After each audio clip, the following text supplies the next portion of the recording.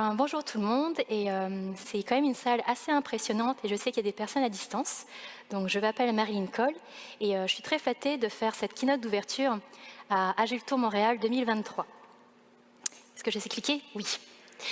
Alors je me présente, j'ai plus de 20 ans d'expérience dans la réalisation de produits numériques.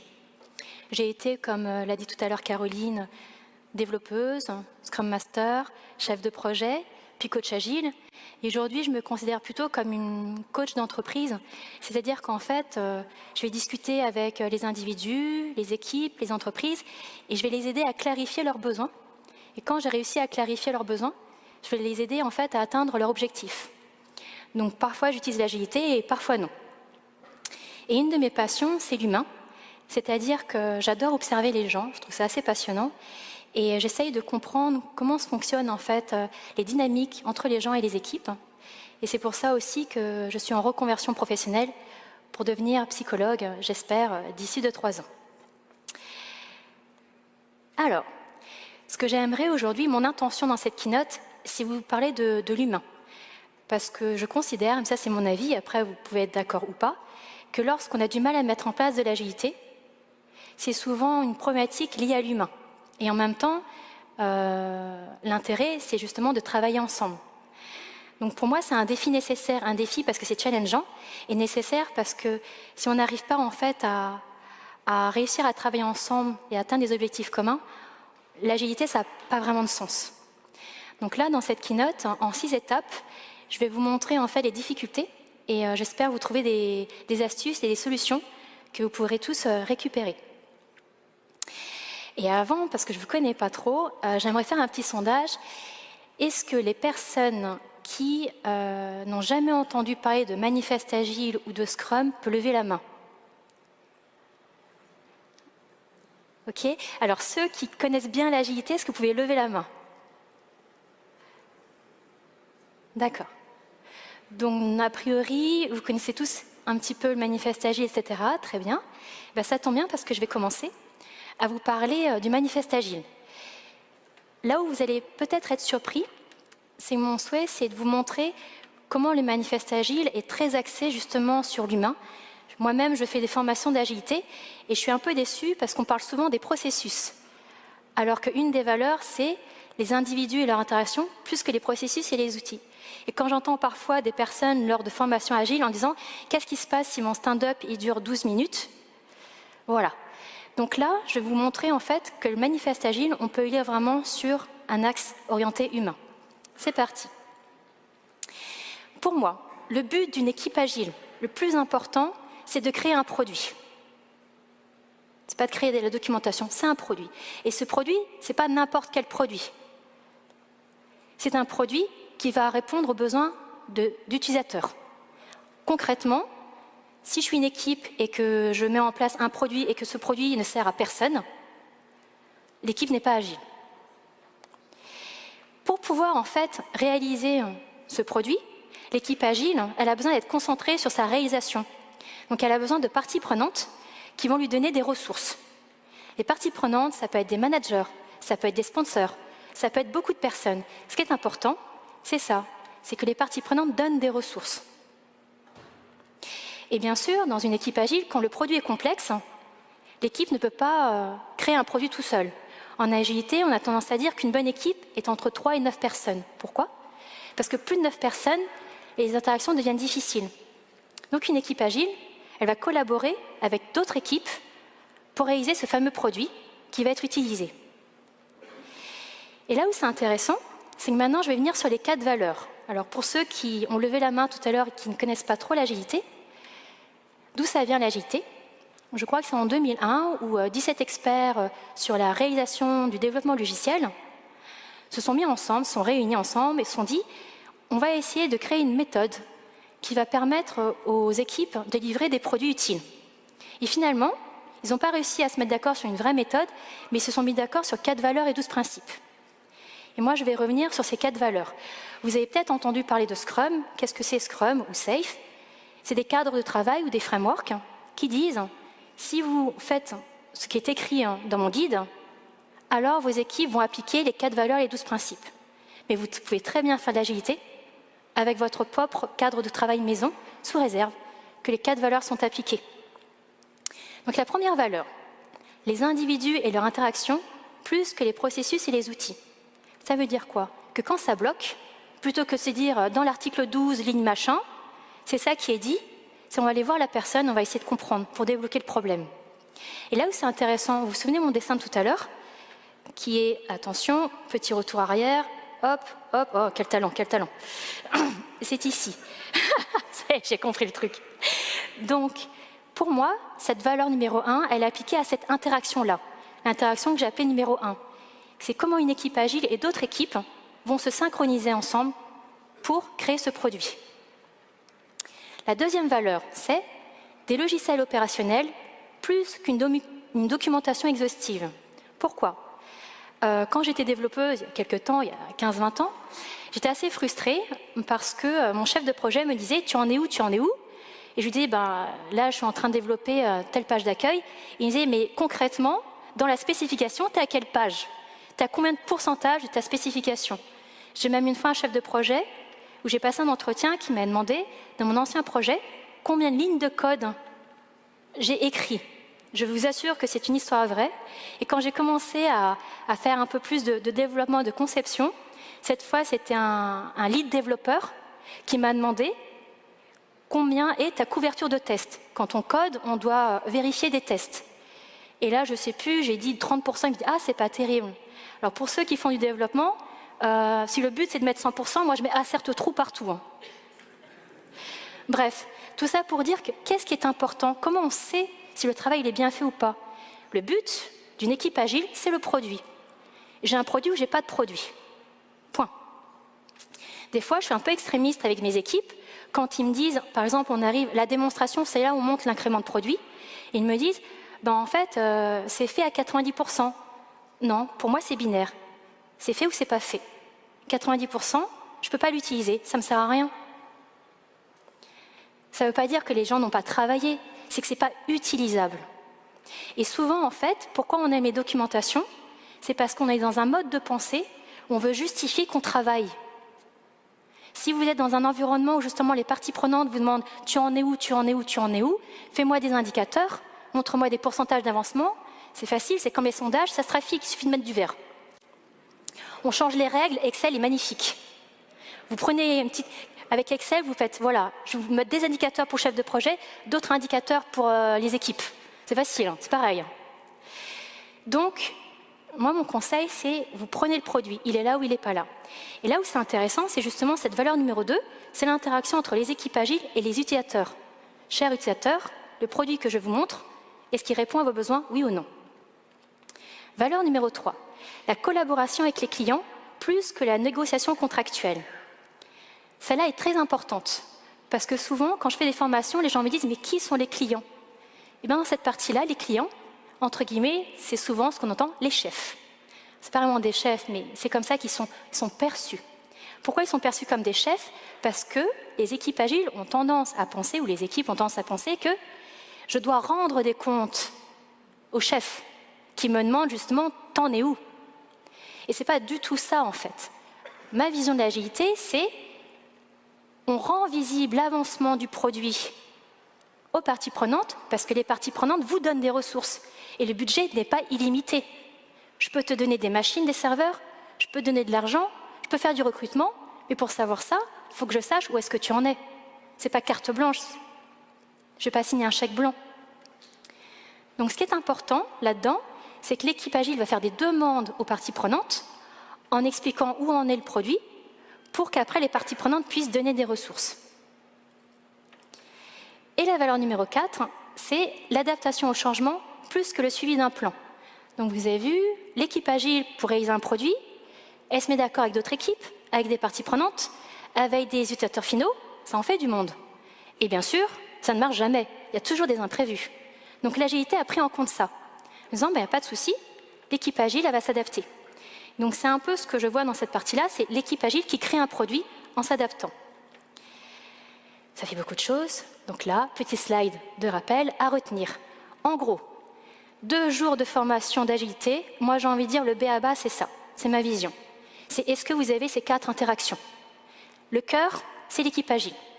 Est-ce que l'équipe agile, elle va, interaction numéro 1, collaborer avec d'autres équipes pour, interaction numéro 4, créer un produit qui va être utilisé par, interaction numéro 2, des utilisateurs. Et pour ça, interaction numéro 3, on lui donne des ressources. Là-dedans, vous voyez que dans l'interaction 1, 2 et 3, sur lequel je vais revenir sur toute la keynote, c'est des humains avec d'autres humains. Mais il n'y en a qu'un, la valeur numéro 4, où ce n'est pas des humains avec d'autres humains. C'est l'adaptation au changement. Pourquoi? L'adaptation au changement, c'est très important. L'adaptation au changement, ça veut dire que si je peux m'adapter, c'est que j'ai de la marge. Parce qu'en fait, si je n'ai pas de marge, en fait, je ne m'adapte pas, je survis, ou je subis, au choix. Donc, dans l'agilité, la marge, c'est quoi? Petit récapitulatif, vous vous souvenez de l'interaction numéro 3, c'est des parties prenantes qui vont donner des ressources. Donc, là, en fait, on est limité en ressources. C'est comme ça, c'est pas budget limité. Ok, donc l'agilité dit, voilà, mes ressources, elles sont limitées. Suffisantes pour faire plein de choses et limitées. Deuxième contrainte, c'est le temps. Le temps, c'est le bleu, c'est l'interaction numéro 1. Pourquoi? À partir du moment où on a une équipe agile qui va se synchroniser avec d'autres équipes, c'est pas la fête. C'est-à-dire qu'on ne peut pas se dire, je vais procrastiner, je livrerai quand je vais livrer. Moi, ce que je trouve très agaçant quand j'étais Scrum Master, c'est quand j'essayais de poser un petit peu des jalons et que les équipes me disaient, t'es Scrum Master, donc tu viendras me relancer 30-40 fois et à un moment, je vais te dire oui.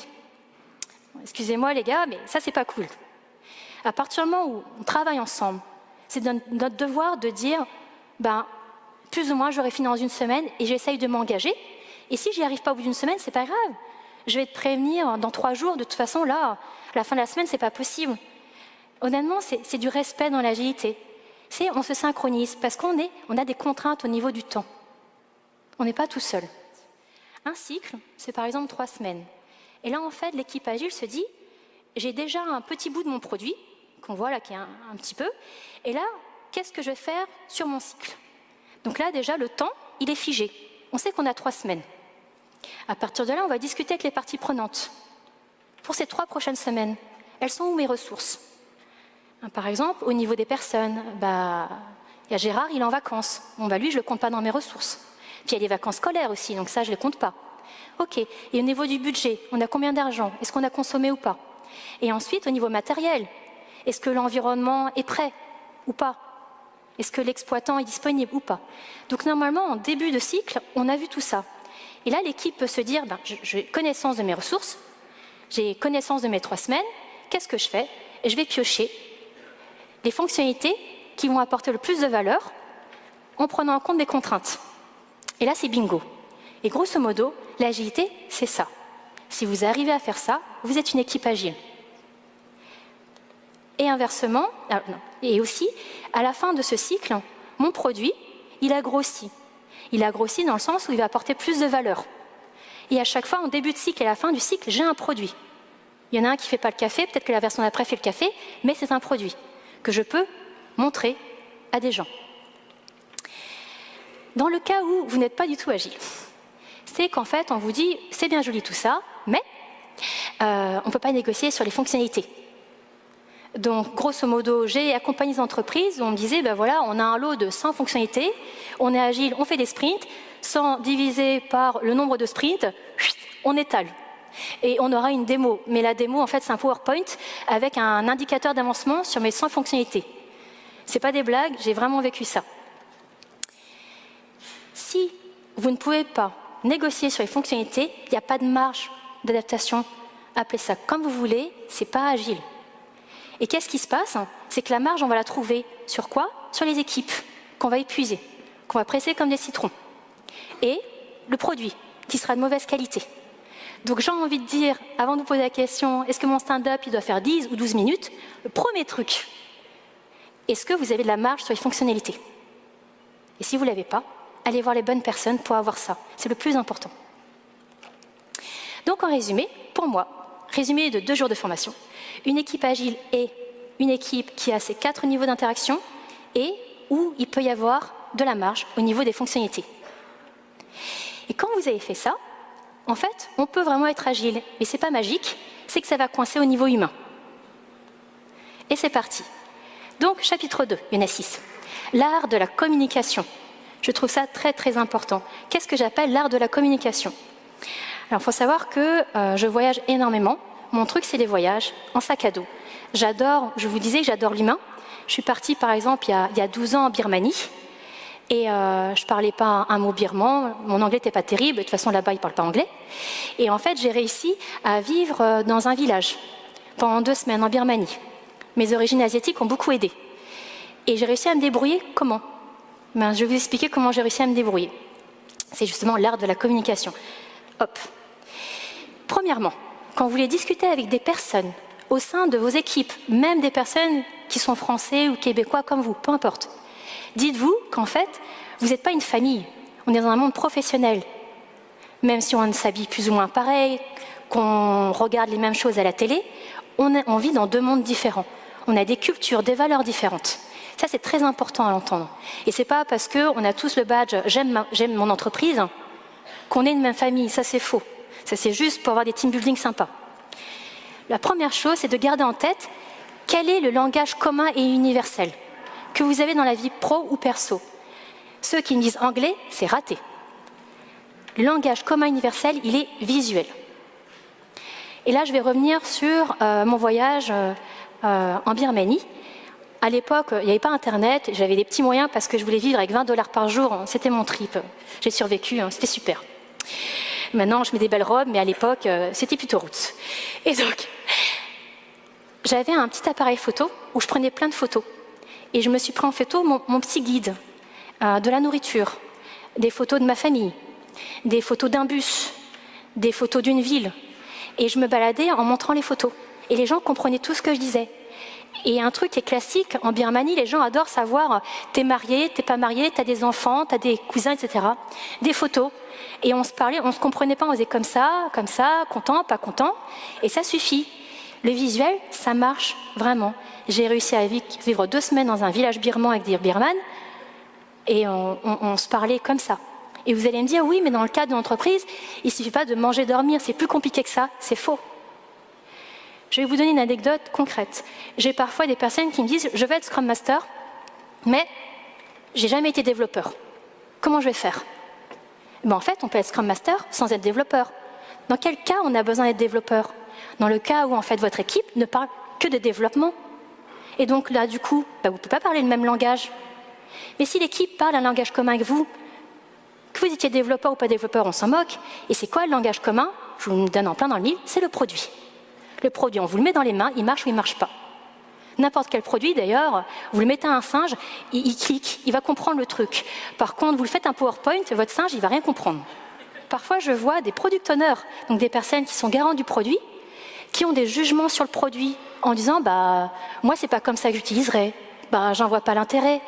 Excuse-moi, mais c'est pas pour toi qu'on le fait ce produit. Et l'utilisateur final, est-ce que ça l'intéresse ou pas? C'est ça qui est important. Et dans le cadre professionnel, moi, je conseille, dites-vous, je vais rentrer dans la vie de l'utilisateur final. C'est quoi les règles? C'est quoi ce qu'il y a à faire, ce qui n'est pas à faire? Et le respect, c'est une ouverture d'esprit, de ne pas dire, moi, je trouve ça débile. Pour moi, ça n'a pas de sens. Moi, j'ai fait des ateliers où des product owners disaient, mais c'est débile. C'est débile pour toi, mais pour lui, ça va apporter de la valeur. Répondre à la demande de l'autre. Alors, très important. Le plus grand problème dans la communication, c'est qu'on n'écoute pas pour comprendre, on écoute pour répondre. Alors ça, c'est un classique. C'est, je vois que tu vis dans un monde différent du mien, et je vais te montrer que le mien, il est plus cool. Donc je vais t'écouter, je vais trouver les arguments, et ensuite, je vais te montrer que c'est moi qui ai raison et que chez moi, c'est beaucoup plus sympa. Si vous faites ça, en fait, vous allez passer à côté de l'étape où vous allez travailler ensemble. Comment est-ce que je rentre dans son monde à lui? Et c'est ça la véritable écoute. J'ai parfois des personnes qui me disent, Marine, comment est-ce que je fais pour travailler mon écoute active? Déjà, un conseil, c'est de penser comme un enfant. Un enfant, en fait, il regarde et il dit ce qu'il voit. Quand vous avez, par exemple, le bonhomme rouge, il vous dit, ça va pas du tout, c'est la catastrophe, j'ai perdu un puzzle. Si vous êtes dans le jugement, vous allez dire, oh, un puzzle, on s'en moque, il y a Amazon, c'est facile, t'achètes un nouveau puzzle et t'arrêtes de m'embêter. Mon conseil, c'est écouter pour comprendre. Vous l'écoutez. Parce qu'il y a plusieurs possibilités. Peut-être que ce puzzle a une valeur familiale. Peut-être qu'il a juste envie de se plaindre. En fait, il s'est embrouillé avec sa femme, mais il prend en prétexte du puzzle pour se plaindre. Peut-être qu'il a besoin que vous l'aidez à trouver sa pièce. Peut-être qu'il veut juste que vous lui donniez une petite cagnotte litchi pour s'acheter un nouveau puzzle. Pourquoi pas? Donc vous écoutez pour comprendre. Ensuite, vous allez le questionner et essayer de reformuler. La seule manière de savoir si vous avez compris, c'est de reformuler et de dire « Est-ce qu'en fait tu aimerais que je t'aide à retrouver une pièce du puzzle équivalente ?» Il réfléchit et il va dire « Oui, c'est pas mal. » Voilà, bingo. À partir du moment où il dit « Oui, c'est pas mal », alors vous avez compris. L'étape d'après, c'est dans le cas où il vous fait une demande. S'il voulait juste discuter avec vous, parfois ça s'arrête là. Les gens se sentent compris, ça s'arrête là. Et après ils se débrouillent. Et parfois des personnes ont une demande. Donc là, Rouge a une demande. Et là, vous lui dites, je vais te faire une proposition. Est-ce que cette pièce, elle te convient ou pas? Et comment savoir si ça convient ou non? Vous lui demandez de vérifier. Surtout pas, c'est surtout pas vous qui le vérifiez en disant ça marche, en fait c'est évident, c'est deux morceaux de puzzle, clac, et c'est bon. Non, c'est à lui de vérifier. Et c'est exactement pareil avec les produits. Je vois parfois, désolé les product owners, mais vous en prenez un peu pour votre grade, je vois parfois des product owners qui se disent mais moi je le connais l'utilisateur, cher développeur, c'est pas la peine, va pas discuter avec l'utilisateur final, c'est moi la voix du client. Donc si moi je dis que ça marche, c'est que ça marche. Non, tu n'es pas client, point. Ton rôle, c'est de faire le transfert. Mais tu ne parles pas au nom de l'utilisateur. Il n'y a que l'utilisateur qui peut dire ça match ou ça ne matche pas. Étape numéro 3, les utilisateurs. Justement, on en vient. Alors, comment est-ce qu'on fait? Parce que cette partie-là, je la trouve très importante. Parce que le nombre d'équipes que j'ai vues qui me disent « Oui, le produit, il est super, mais tu le connais, l'utilisateur final ?» Non. Comment tu peux savoir? Oui, mais c'est le product owner. Et alors, tu es dans l'équipe? C'est juste, en fait, pour moi, le product owner, il a le numéro de téléphone pour contacter l'utilisateur final directement, mais tous les développeurs devraient savoir qui c'est. La règle de base pour les utilisateurs. Premièrement, tous dans l'équipe agile, développeurs, Scrum Master, Product Owner, je m'en moque, partie prenante, je m'en moque, qui sont vos utilisateurs? Vous devez, et j'ai même dit devez, avoir un moyen de les contacter, de pouvoir savoir si ça leur plaît ou pas. Donc ça peut être des interviews en direct, et si vous n'avez pas accès, des personas. Qu'est-ce que c'est un persona? C'est, dans l'équipe, on va se mettre d'accord, par exemple, on a une application de réservation de restaurant. Et en fait, on va imaginer qu'on a Jean-Marc. Jean-Marc, il a 30-35 ans, il est écolo, il va tout le temps en vélo, donc il aime bien la bonne nourriture, mais il veut des plats qui sont véganes. Et en fait, il travaille le soir, donc au niveau des horaires, il a besoin d'aller au restaurant à 17h. Vous racontez cette histoire. Pourquoi c'est important? Parce que là, on en est dans le visuel. On n'est pas dans le visuel concret, je ne peux pas toucher, mais on imagine Jean-Marc. Jean-Marc, il vit dans notre tête. Et on parle de Jean-Marc. Alors on le fait tous, regarder des films à la télé, de parler des personnes. Là c'est pareil. Plus on va faire vivre Jean-Marc, raconter des histoires auprès de Jean-Marc, et plus en fait il sera vivant pour nous. Et là dans ce cas-là, dans un atelier, on peut être par exemple développeur et dire vraiment l'option paiement avec carte bleue, c'est important ou pas? Moi j'en vois pas l'intérêt. Là vous pouvez dire, toi t'en vois pas l'intérêt, mais Jean-Marc, est-ce qu'il en voit l'intérêt ou pas? C'est quoi ses problèmes? C'est quoi ses besoins? Et hop, le fait de dire « et Jean-Marc, qu'est-ce qu'il en pense ?» c'est une astuce pour dire aux personnes « arrête d'essayer d'imposer ton point de vue, on essaye de vivre la vie de Jean-Marc. » Les personnages, c'est magique, c'est pas cher. Et on devrait tous l'utiliser à partir du moment où on n'a pas accès à nos utilisateurs finaux. Ensuite, vous vous souvenez, quand on a une hypothèse, par exemple, nous, équipe, on va réfléchir à une solution technique. Comment on fait pour savoir si ça va marcher ou pas? On le donne aux utilisateurs finaux. Donc, le langage commun, c'est quoi? C'est un produit. Alors, vous allez me dire, oui, mais on ne peut pas toujours donner accès à un produit. C'est faux. Un produit, ça peut être une maquette, ça peut être un prototype. Dans mes formations agiles, ce que je leur fais faire, c'est que je leur donne avec du papier, des ciseaux, de la colle, etc. Créez-moi une application de réservation de restaurant. Ils prennent des feuilles, ils coupent, ils font des petits ronds pour faire des petits boutons. Ils disent, voilà, moi, quand je veux réserver un restaurant, je prends ma feuille page d'accueil, j'ai mon petit bouton, je clique là, et après, ça va dans la deuxième page. C'est concret. Pas besoin d'aller partir sur un produit qui coûte cher et qui va mettre du temps. Vous donnez ça à une ou deux personnes, que vous allez attraper dans la rue ou je ne sais pas quoi, et vous le mettez sur une table, est-ce que ça vous parle ou pas? Voilà. Et là, c'est concret. Et là, vous allez observer les personnes, vous allez voir qu'il ne va pas cliquer sur le bon bouton. Ben pourquoi? Ah, je n'avais pas compris, ce n'était pas évident pour moi, parce que je ne trouve pas ça très logique. Ah, très bien. Et donc là, vous avez la troisième étape, c'est là où vous faites, vous vous souvenez, la vérification, où le bonhomme rouge, il joue avec le puzzle. Ben là, vous avez la vérification. Il n'y a que ça qui fait foi. Ça marche ou ça ne marche pas. Les fameuses parties prenantes. Alors, les parties prenantes, je les aime beaucoup, parce que, comme je vous disais, je suis coach d'entreprise et j'entends beaucoup de choses. Alors, voilà, si on cherche un ennemi, en général, notre ennemi, c'est le chef qui ne nous comprend pas. Et quand on est chef, notre ennemi, c'est les équipes qui viennent jamais nous voir quand il y a un problème, alors qu'en fait, on ne demande que ça, c'est de les aider. Moi, j'ai les deux échos, donc c'est assez marrant. Plus sérieusement, mon conseil, c'est là, c'est vous l'équipe, vous avez besoin de ressources. Donc c'est à vous de vous faire comprendre aux parties prenantes, de leur dire « j'ai besoin que tu me donnes plus d'argent, j'ai besoin que tu me donnes des ordinateurs, et pour quelles raisons je vais te les donner ?» Eh bien, on va être là, mais avant, je fais une petite pause sur les petits styles de leadership. Il y a un jeu de mots, hein, mouton, leadership. Alors, on m'a dit que vous étiez tous bilingues, donc je pense que c'est bon. Donc là, il y a une étude de psychologie. Il y a les références en bas à chaque fois pour les sources quand c'est de la psychologie. Donc, Monsieur Lippitt et Monsieur White se sont dit, quel est le bon style de leadership? Parce qu'on entend souvent des choses sur c'est un bon manager, c'est un mauvais manager, c'est un manager 3.0, c'est pas un manager agile. Donc le manager autoritaire, vous savez, celui qui fouette, celui qui se croit pour Game of Thrones, vous avez une petite couronne? Alors, en gros, quand le leader est présent, il y a une bonne performance. Et forcément, il fait peur. Il fouette les équipes, elles sont performantes. Par contre, le produit il est uniforme, c'est-à-dire qu'il n'est pas original. L'équipe va être performante pour faire du travail à la chaîne. Et quand le leader est absent, comme ils ont été assez fouettés, quand le leader est absent, ils se reposent. Et là, il ne se passe rien. Il y a zéro performance. Les gens attendent. Pourquoi ils travailleraient? De toute façon, quand le chef va revenir, il va les fouetter.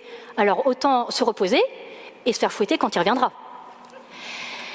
Je ne dis pas que ça ne marche pas. Ce que disaient M. Lippitt et White, c'est que ça marche dans le cas du travail à la chaîne. Dans l'agilité, est-ce qu'on fait du travail à la chaîne? Non. Est-ce qu'on fait du produit comme ça, clac, clac, clac, clac, clac? Non. Ça n'a rien à voir avec le Kanban. Il y a Pierre Leblanc, il sera d'accord avec moi. Donc, on fait des produits originaux. Donc ça ne marche pas. Le laisser-faire, j'entends parfois des managers « Oh, c'est super, depuis qu'on est agile, l'équipe, elle est autonome, elle est auto-organisée. Moi, tout ce que j'ai à faire, c'est leur demander de remplir le compte-rendu activité, je viens à 2-3 démos, je dis 2-3 trucs, et je prépare le prochain team building. » Ça ne marche pas non plus. Équipe auto-organisée, oui. À l'intérieur des équipes, vous vous souvenez, l'équipe, elle a besoin qu'on lui donne des ressources. Elle n'a pas accès à ces ressources. Elle n'est pas auto-organisée sur les ressources. Donc, on a besoin de managers qui soient présents. Le laisser-faire, ça ne marche pas. La performance, elle est mauvaise. Qu'est-ce qui marche? Démocratique. Bleu, blanc, rouge, vous avez vu? Donc, le démocratique, c'est quoi? C'est quelqu'un, en fait, qui va écouter toutes les personnes. Il a son avis, mais il va écouter. C'est une vraie écoute. Et il va dire aux gens, OK, on discute, mais à un moment, il faut qu'on décide. Donc, est-ce que vous êtes d'accord? Est-ce que vous décidez? S'il ne décide pas, c'est lui qui va prendre une décision. Un leader démocratique va aussi dire, vous prenez une décision, mais moi, j'aimerais m'assurer qu'elle est bonne pour le produit et bonne pour l'entreprise. Parce que parfois, les développeurs font un choix, mais qui n'est pas forcément bon pour l'entreprise. Parce que l'entreprise a une vision, et les développeurs n'ont peut-être pas accès à cette vision. Et dans le cas d'un leader démocratique, on a une performance qui est élevée et stable. Pourquoi stable? Parce que quand le leader il est en vacances, l'équipe, elle continue de bien fonctionner. Et le produit n'est pas uniforme. Ça veut dire que lorsqu'on a des produits innovants, ça marche bien. En résumé, pour les parties prenantes, de la même manière que je disais, si vous voulez être agile, c'est important que votre marge, ce soit de pouvoir jouer sur les fonctionnalités. Quand vos parties prenantes, c'est des managers, assurez-vous qu'ils ont cet état d'esprit démocratique. Et sinon, il y a quelque chose à faire à ce niveau-là. Supposons qu'en fait, ils sont dans cet état d'esprit-là, vous les invitez à vous comprendre. En fait, n'attendez pas que ce soit eux, dans leur tour d'ivoire, qui viennent comprendre comment vous fonctionnez. C'est à vous, vous vous souvenez le welcome home, de dire « viens chez moi ». Concrètement, c'est quoi « viens chez moi » Plutôt que de dire notre langage commun, ça va être des PowerPoint et des indicateurs, vous allez dire, tiens, regarde, j'ai un produit, il marchote, ça peut même être des maquettes. Et vous lui dites, tiens, l'application de réservation du restaurant, tu sais où tu nous as donné une certaine somme, qu'est-ce que tu en penses? Il n'est pas producteur, il ne va pas choisir, mais le qu'est-ce que tu en penses, déjà, ça crée un lien. Ils sont impliqués. Et là, en fait, il faut vraiment imaginer un lien. Il y a un lien qui se crée entre lui et vous. Et c'est plus en mode pyramidal. Le chef, moi j'entends des fois, c'est N plus je sais pas combien, là, tac, tac, tac, tac, tac, les niveaux. Ben là, il n'y a plus de N plus je sais pas combien. La personne, elle est avec vous et elle joue avec votre produit. Donc, ce qui est important aussi, c'est par exemple d'avoir aussi son retour. De lui dire, est-ce que pour toi, alors c'est pas toi l'utilisateur final, mais l'argent que tu as dépensé, quand tu vois le produit, est-ce que ça a du sens pour toi ou pas? Parfois, les managers ou les parties prenantes vont dire je ne comprends pas pourquoi l'équipe elle a mis 3 mois juste pour ça. Venez les voir une fois par mois, il va avoir l'avancement et il va comprendre en fait que juste ça prend réellement 1 mois. Et à un moment, il vous dira waouh, c'est super ce que vous avez fait. Et là, vous direz en fait, on n'a fait que juste ça. Oh, mais quand même. C'est énorme ce que vous avez fait en 1 mois, parce que les précédents mois, c'était pas comme ça. Il y a parfois des parties prenantes qui viennent aux démos, c'est pas suffisant. Les démos, moi j'ai des choses à critiquer sur les démos. Quelqu'un qui est là, oui, il a fait ci, il a fait ça, c'est pas ça une démonstration. Moi personnellement, vous savez, les réunions Tupperware, bon, j'ai pas fait de réunion Tupperware, mais vous imaginez une personne qui vient chez vous pour une réunion Tupperware et qui vous balance un PowerPoint, le Tupperware c'est ça, c'est nul. Moi j'ai envie de jouer avec, j'ai envie de tester le truc. Une démonstration, on joue avec. Vraiment, il faut avoir des produits, il faut jouer avec. OK? Et donc, vous le faites jouer avec, vous dites, viens une démonstration, mais tu joues avec. Et tu testes. Et plutôt que dire, la nouvelle fonctionnalité, ça a été la nouvelle page d'accueil, vous savez quoi? On a fait une nouvelle fonctionnalité, mais on ne vous dira pas c'est laquelle. On vous donne des petits prototypes, essayez de réserver un restaurant. Et vous allez les voir. Et la démonstration, elle est faite. Les gens, ils trouvent ou ils ne trouvent pas. Ils sont là, ils comprennent rien, comme moi avec ça, les 2 boutons verts, ça marche pas. Vous voyez, c'est concret. Alors que si, alors la Juton Montréal, merci les organisateurs, ils m'ont expliqué plein de choses, c'était super carré. Je pensais que j'avais tout compris, j'avais retenu le bouton vert. Mais là, je me suis perdue. Puis entre nous, il y a 3 boutons verts. J'ai cliqué ça. Ici, c'est pas un bouton. Donc bon, moi j'ai un certain niveau, je suis un petit peu à l'ouest. Rien ne vaut le pratico-pratique. Et la fameuse équipe agile. L'équipe agile, il y en a 2 en réalité. Il y a un à l'intérieur de l'équipe, et la numéro 6, qui est la dernière étape, c'est les autres équipes. Donc déjà, à l'intérieur de cette équipe, il se passe beaucoup de choses à l'intérieur d'une équipe agile. Déjà, il y a 3 rôles. Donc pour ceux qui sont très débutants dans l'agilité, les 3 rôles principaux, le product owner, c'est le porte-parole des utilisateurs finaux. Comme je vous disais, lui, il a le numéro de téléphone des utilisateurs finaux, il a accès direct. Les développeurs, c'est ceux qui vont réaliser la solution technique. C'est ça leur rôle. Quand je dis développeur, ça peut être un business analyst, un UX designer, un testeur, peu importe. C'est toutes ces personnes qui vont faire vivre cette solution technique. Et le Scrum Master, grosso modo, le Scrum Master, c'est celui qui va faire en sorte, ça c'est ma définition à moi, c'est un facilitateur. Pour moi, un bon Scrum Master, c'est quoi? C'est celui qui va dire aux gens, là, on ne parle pas un langage commun. Là, vous êtes en train de parler technique. Le stand-up, ça dure 40 minutes, on ne comprend rien. Est-ce qu'on peut revenir sur le produit? Il va faire en sorte que tout le monde puisse parler le même langage, qui est le produit. Il va aussi faire en sorte que tout le monde arrive à prendre des décisions. Il va s'assurer que l'utilisateur final, en réunion, il est écouté en disant « mais là, chacun donne son avis, mais que penserait Jean-Marc ?» Il va anticiper les ressources qui vont manquer. Il va aller voir les parties prenantes en disant « moi, j'anticipe qu'il va nous manquer des ressources. Donc, viens chez nous, on te fait une démonstration, on t'explique pourquoi est-ce qu'on a besoin de ça. » C'est ça le rôle du Scrum Master en réalité. C'est surtout pas le gars qui a sa petite montre en disant « ouh là là, le stand-up, ça fait 15 minutes. » Et il faut absolument une rétrospective. Si on n'a pas de rétrospective, oh mon Dieu, on n'est pas agile. Oui, je sais, je balance. À partir du moment où on est dans l'humain, il y a plein de pièges. Il y a plein de pièges. Vous savez pourquoi? S'il n'y avait pas de pièges, toutes nos réunions de famille se passeraient comme les films de Noël sur Netflix. Ça ne se passe jamais comme ça. On est d'accord? Donc, les pièges, ça fait partie du quotidien, sinon il faut vivre sur une île déserte et avoir un ami qui est une intelligence artificielle. Voilà, si vous voulez des vrais humains, sachez qu'ils ont des qualités et des défauts. Alors, j'entends souvent, une bonne équipe agile, c'est une équipe où il y a une bonne ambiance. Ok, moi aussi j'adore les bonnes ambiances. Alors là, j'ai un petit test pour vous. Donc on a Stanley Schachter, je ne sais pas le prononcer, mais il est mort donc il ne m'en voudra pas.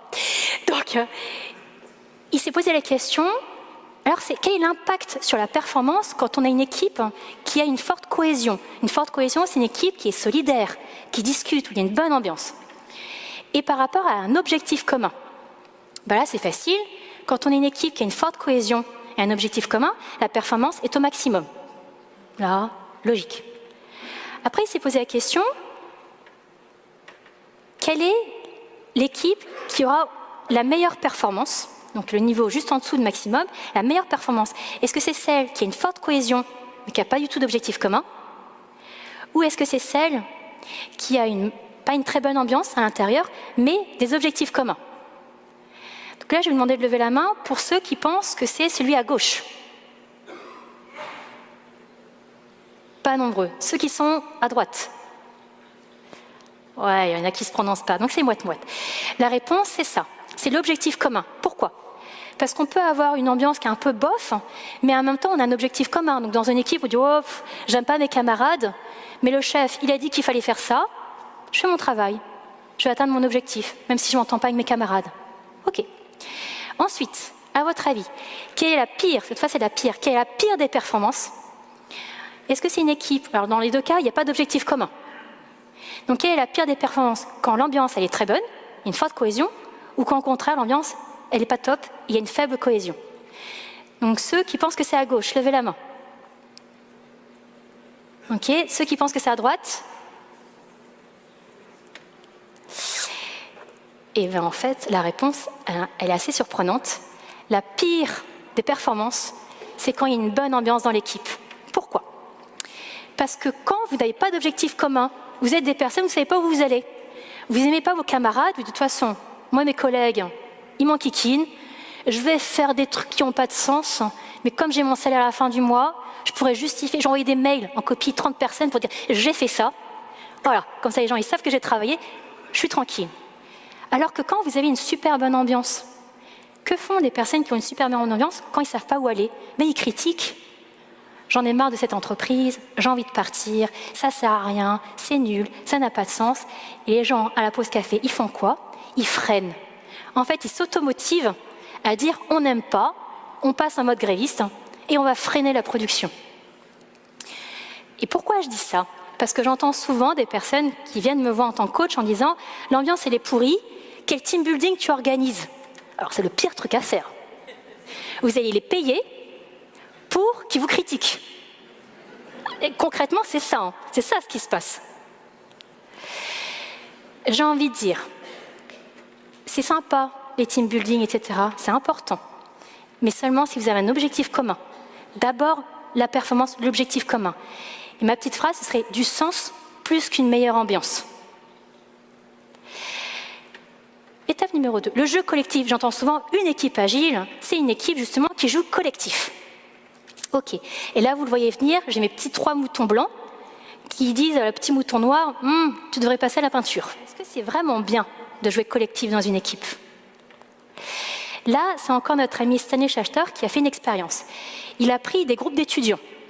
Et dans ces groupes d'étudiants, on a ce qu'on appelle un groupe contrôle. C'est les cobayes, ceux qu'on va observer. C'est ceux qui sont en bleu.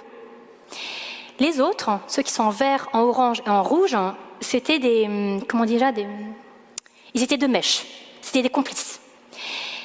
On a demandé à ces étudiants, voilà, il y a un délinquant qui a fait quelque chose de grave, et qu'est-ce qu'on doit faire pour lui? Est-ce qu'on doit le mettre en prison? Est-ce qu'on doit l'amener voir un psychologue? Qu'est-ce qu'on fait? Et ce qu'on a donné aux règles, aux complices, on a demandé à celui qui est vert, conformiste, de dire, quand le groupe contrôle va prendre une décision, tu suis. Tu dis, voilà, je suis d'accord. Et effectivement, on s'est vite rendu compte que le groupe contrôle, ils discutent, et très vite, ils vont se mettre d'accord en disant, la réponse, c'est A. Parce qu'un groupe aime choisir la majorité. Enfin, ils aiment être ensemble. Ils disent, c'est A. Et donc, vert a dit, très bien, moi, c'est A. Celui qui est orange, il est flottant. On lui a demandé de faire exprès de prendre un autre choix. Il dit, ben moi c'est B. Et qu'est-ce qu'on observe? C'est que le groupe contrôle va essayer de négocier. Mais non, le délinquant, quand même, il a une famille. Peut-être que s'il voit un psychologue, en fait, il va pouvoir changer, il va pouvoir devenir quelqu'un de bien. Et à un moment, on a demandé au flottant de dire, ben tu changes, tu vas suivre la majorité. Il dit, oh, ok, t'as raison, vas-y. La solution, c'est A. Et on a demandé à Rouge d'être déviant. C'est de prendre un cas extrême. Lui, en gros, il dit, ben non, en fait, peine de mort. Comme ça, c'est fait, c'est réglé. Très extrême. Oh, la majorité, elle est choquée. Et quoi que dise le groupe contrôle, en fait, le bonhomme en rouge, il persiste et signe non, c'est C, c'est C et c'est C. Peine de mort et basta.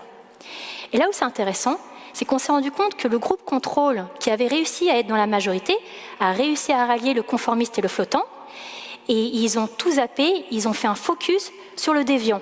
Le but du jeu, c'était de le convaincre. Et quand au bout de 30 minutes, ils n'ont pas réussi à le convaincre, qu'est-ce qu'on s'est rendu compte? Il n'était plus dans la séduction, il devenait agressif. Ils ont commencé à le critiquer. Ils ont commencé à porter sur ses valeurs. Pourquoi? Parce qu'en fait, une équipe, un groupe, qu'on le veuille ou non, c'est la vie, c'est un peu comme une mini-famille. On a beau savoir que ce n'est pas notre vraie famille, c'est une mini-famille. C'est quoi une mini-famille? C'est qu'on partage des valeurs en commun. Et donc c'est important que tout le monde, ça s'appelle l'uniformité. On a besoin que tout le monde adhère aux mêmes valeurs.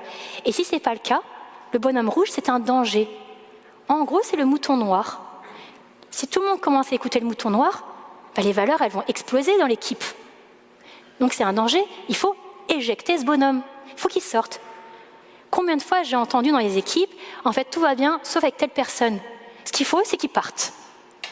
Quand il va partir, l'équipe ira mieux. Alors je suis d'accord que des fois, il y a des personnalités qui sont toxiques, et c'est mieux qu'ils partent.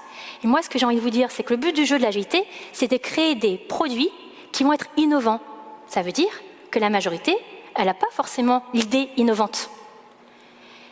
Jouer collectif, ce n'est pas imposer le choix de la majorité. Parce que la majorité, elle peut avoir tort. Peut-être que la bonne idée, c'est celui qui était tout seul. Alors comment est-ce qu'on fait? Parce que c'est tellement tentant la majorité, je vous le dis en plein, on dit, bingo, c'est le produit. Plutôt que de discuter pendant 1 heure, c'est moi qui ai raison, c'est pas moi qui ai raison, moi je suis expert, toi t'es pas expert, on peut prendre la majorité, on va écouter la majorité et on va écouter aussi les autres solutions qui étaient minoritaires. Et on va faire un test. On va aller voir notre utilisateur final et on va lui montrer le produit, des prototypes avec les différentes solutions et on va voir.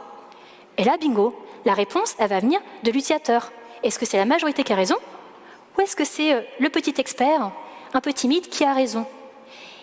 Et comme ça, en fait, on va se rendre compte que peut-être qu'une personne sur 10, c'est lui qui avait la bonne raison, la bonne explication, et peut-être que c'est lui qui comprend mieux, en fait, l'utilisateur final. Donc faites attention aux majorités, parce que moi, je vois parfois des ateliers, on fait ce qu'on appelle un dot voting. C'est qu'on prend toutes les idées et on vote. Et donc, c'est la majorité qui emporte. Et derrière, est-ce qu'on a fait un test avec l'utilisateur final? Ben non. Donc en fait, vous avez peut-être tort. Ensuite, efficacité individuelle et en groupe. Ah, la bonne question. Est-ce qu'on est plus performant avec 2 cerveaux de mouton blanc ou avec un seul cerveau d'un petit mouton noir? Mon préféré, c'est le mouton noir en passant. Je l'ai fait plus mignon. Je ne sais pas si vous avez remarqué. Et en fait, la vérité est plus complexe que ça. Donc, c'est ce qu'a fait, je crois que ça se dit Allport, un truc comme ça, pardon, c'est son nom. Oups. Monsieur Allport. Il a remarqué qu'il y avait 2 cas. Dans le cas numéro 1, la réponse est apprise. Si je vous dis 7 fois 9, vous allez me dire 63. Grosso modo, quand la réponse, en fait, elle est dans les livres ou sur Internet, plus il y aura des personnes dans votre équipe, plus vous allez être performant. Parce que dans votre équipe, il y aura forcément une personne qui a la réponse. Parce qu'elle l'aura vu dans une précédente mission, elle l'aura lu dans un livre. Donc ça, c'est super. Donc là, il vaut mieux être nombreux, il vaut mieux faire des ateliers à 40, 50. Par contre, dans le cas numéro 2, où en fait la problématique, elle n'est pas dans les livres, c'est que ça demande de la créativité, de la réflexion. Mais on s'est rendu compte qu'en fait, le groupe va inhiber. Parce que vous vous souvenez, on essaye d'avoir des copains. Donc on pourrait dire, je suis tout seul à avoir cette idée, peut-être qu'elle est débile, donc je ne vais pas oser la dire. Je vais peut-être attendre d'avoir les idées des autres. Je ne vais pas oser le dire. Puis il y en a toujours un qui prend beaucoup de place. On a tout ça dans notre équipe, celui qui prend beaucoup de place. Dans le cas où il y a de la réflexion, le groupe est néfaste pour cette créativité. Alors, quelle est la solution? moi celle que je propose, c'est de commencer par dire là, on va faire de la créativité. Personne ne connaît la solution. Donc personne ne peut dire moi je sais, toi tu sais pas, moi je suis expert. En fait, on est tous au même niveau. Donc ce qu'on va faire, c'est que toutes les propositions vont être intéressantes. Par contre, elles ne vont pas toutes être retenues. Mais peut-être qu'elles seront retenues plus tard, on va voir. Et ce qui m'intéresse, moi en tant qu'animatrice, c'est je demander chacun d'avoir une réflexion individuelle. Et ensuite collective. Donc individuellement, on va voir, est-ce qu'il y a justement la majorité, parce que c'est important la majorité, est-ce qu'il y a des idées qui sont communes? Et on fait des petits lots. Donc vous dites, ben, cette idée-là, il y a 10% de personnes, il y a 10 personnes qui l'ont eue. Cette idée-là, il n'y a qu'une personne. Mais vous les gardez toutes. Et vous pouvez mettre le nombre de fréquences. Et vous dites, ben, on va suivre la majorité, on va tester celui-là. Et si ça ne marche pas, on va tester celle qui est minoritaire. Et pourquoi pas? Et ce qu'on peut faire aussi, c'est que la collecte, elle peut être anonyme. Et là où c'est intéressant, quand on va mettre, entre guillemets, le pouvoir dans les mains de l'utilisateur final, tu aimes ou tu n'aimes pas, ce n'est plus une question d'ego. Si mon idée est retenue, ben c'est que je suis intelligent. Et si elle n'est pas retenue, ben c'est que je suis débile. Non, c'est juste que l'utilisateur final, en fait, il est un peu capricieux, on ne sait pas trop ce qu'il veut. Aujourd'hui, tu as raison, demain, tu as tort, on ne sait pas. Petit 4, la sensibilité sociale. Ah, ça, j'aime bien. Il y a quelqu'un qui appelle. Il y a une étude que j'aime beaucoup, qui est récente, de Riddle, Kim... Bon, les sources sont en bas. En fait, j'ai du mal à prononcer les noms de famille et je suis gênée parce que j'ai peur de mal prononcer, donc je préfère m'abstenir. Il y a une vidéo de Mehdi Moussaïd que je vous conseille, qui est très bien, justement, qui parle de cette sensibilité sociale. Ils ont observé des groupes performants. Donc là où c'est intéressant, c'était pas dans un mode « qu'est-ce qui pourrait les rendre performants ?» En fait, c'est factuel. Ces groupes-là sont performants. Qu'est-ce qui fait que ces groupes-là, qui sont performants, c'est avéré, qu'est-ce qu'ils ont que les autres n'ont pas? Et on s'est rendu compte qu'ils avaient des liens sociaux de meilleure qualité. Et qu'effectivement, il y avait des individus avec des meilleures capacités à écouter, à comprendre et à se mettre à la place de l'autre. Grosso modo, bingo, qu'est-ce que ces gens ont? Ils ont en fait l'art de la communication. Ils écoutent et ils disent, bah, moi je ne connais pas ta vie, je vais écouter, je vais essayer de te faire une proposition, et c'est toi qui vas tester, c'est toi qui auras le dernier mot. C'est ça. Et on a un langage commun. Et attention à la fausse bienveillance. Parce que c'est assez à la mode. Les gens savent aujourd'hui qu'en 2023, c'est important la communication. On parle beaucoup de communication non violente, on parle d'éducation positive, etc., etc., etc. Moi, j'ai envie de dire attention à la fausse bienveillance. Ce qui est important, c'est la franchise. C'est de se dire, en fait, pour moi, une équipe qui a la sensibilité sociale, c'est une équipe qui peut tout se dire. Parce que les gens à l'intérieur de cette équipe se disent « tu me dis quelque chose qui va me piquer, c'est peut-être que ça va réveiller quelque chose chez moi, je vais avoir l'impression que tu ne m'aimes pas, mais je garde en tête que ce n'est pas personnel. » Donc il y a deux choses à travailler. Je suis membre d'une équipe, je suis suffisamment en sécurité pour me dire qu'on va me dire là, le produit il est pourri, c'est moi qui l'ai développé. On dit que le produit il est pourri parce que l'utilisateur final il n'est pas content. Ça ne veut pas dire que moi, en tant que développeuse, je ne sais pas coder. Et ça, c'est du travail personnel à faire pour soi. Et l'autre truc, c'est j'ai envie de dire des choses à des gens, je vais me sentir suffisamment à l'aise, j'ai suffisamment confiance en eux pour leur dire, je vais dire le produit aujourd'hui, il est pourri. Parce que je sais que les gens, ils vont pouvoir l'accueillir. Vous voyez? C'est apprendre à accueillir ce qui pique pour la santé de l'équipe plutôt que de le mettre sous le tapis. Si vous voulez des astuces concrètes, là j'ai pas le temps, en fait vous regardez sur mon site marieincole.com, j'ai fait 2 conférences, une où j'explique comment réduire sa propre dette émotionnelle. Si vous avez l'impression que vous êtes sensible, et c'est ok, moi je fais partie de ces gens qui sont sensibles, et que vous avez envie justement de pouvoir accepter, accueillir les critiques des autres, parce que ce sont des critiques, sans le prendre personnellement, peut-être qu'ils critiquent le produit, mais pas moi, je vous conseille ma conférence. Et on a une autre, si vous avez une équipe qui va mal et qui a du mal à communiquer, j'ai fait une conférence sur comment réduire la dette émotionnelle d'une équipe. Et la petite astuce que vous pouvez prendre, que vous pouvez utiliser là, dès maintenant, posez-vous les questions dans votre équipe, les gens que vous côtoyez au quotidien. Qu'est-ce que vous savez d'eux à part leur prénom? Est-ce que vous savez, vous les prenez par exemple, j'ai 5 collègues, ben je sais que tel collègue, il a fait par exemple un tour du monde. Je sais que tel collègue reprend ses études le soir. Je sais que tel collègue aide sa mère qui est mourante et qu'elle arrive à faire beaucoup de choses. En gros, essayez de trouver un élément, ça peut être une passion, une caractéristique que chacun de vos collègues ont, que les autres n'ont pas. et quelque chose que vous n'avez pas non plus. Par exemple, une mère malade, ce n'est pas mon cas. Et de poser la question en disant « Comment tu fais pour gérer en fait que ta mère soit malade ?» Et le regard à avoir, c'est celui que j'ai là. Il n'y a pas un jugement, c'est « Ah, comment tu fais ? Oh, c'est trop dur !» C'est en mode questionnement. J'aimerais rentrer dans ton monde, j'aimerais comprendre. Ben bingo, vous faites ça, la personne dit « Tiens, on ne parle plus de boulot, on parle d'autre chose. » Après, la personne, elle parle ou elle ne parle pas. Si elle ne veut pas, vous dites, au fait, tu as regardé quoi à la télé, le dernier film? Ce n'est pas juste parler du dernier film, c'est qu'est-ce que tu as aimé dans ce film-là? Quel personnage tu as trouvé intéressant? En fait, c'est de rentrer dans l'humain, de comprendre ce que les gens aiment. Plus vous allez discuter de ces petits sujets une fois par semaine, plus en fait, vous allez créer des liens. Et quand on parle, par exemple, du film qu'on a aimé, et pourquoi on s'est attaché à tel personnage, on parle de quoi? On parle de nos valeurs. Vous voyez? Et ça donne des clés.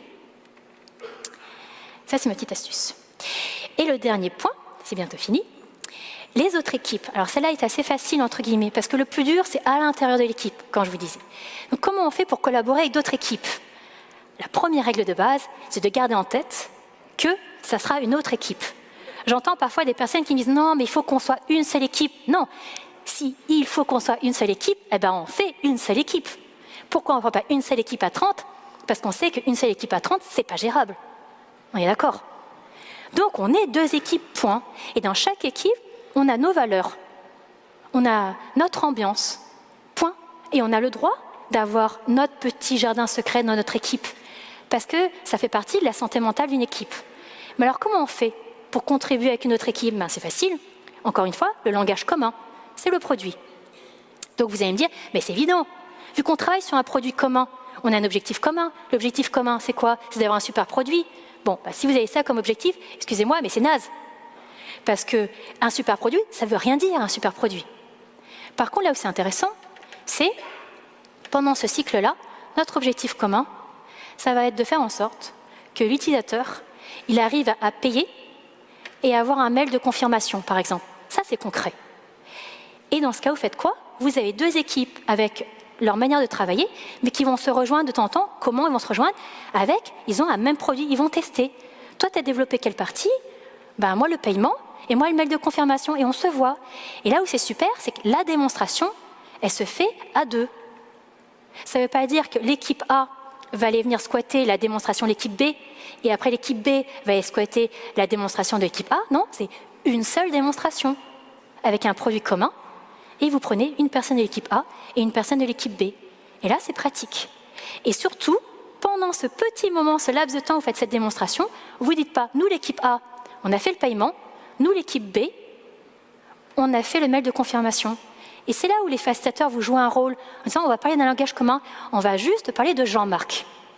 On dit, Jean-Marc, il est content, parce que grâce à l'équipe A et l'équipe B, aujourd'hui Jean-Marc, il va pouvoir payer et recevoir un mail de confirmation. Ça change beaucoup de choses. Et je vous remercie beaucoup. J'ai pas le timer, donc j'espère que je suis dans les temps. Et voilà, donc vous avez mes coordonnées. J'ai mon petit LinkedIn avec le petit mouton noir, vous avez vu, je l'aime bien. Donc si vous avez aimé cette conférence, si vous ne l'avez pas aimé, au choix, c'est pareil. Vous pouvez me mettre un petit mot sur LinkedIn. Si vous avez des questions, je réponds beaucoup aux messages privés, avec un petit décalage de 6 heures, parce que je suis sur Paris. Et là, vous avez aussi un QR code pour donner vos avis. Et je remercie beaucoup et je me balade, je suis la fille en robe, donc c'est facile de me repérer si vous avez des questions. Merci à tous.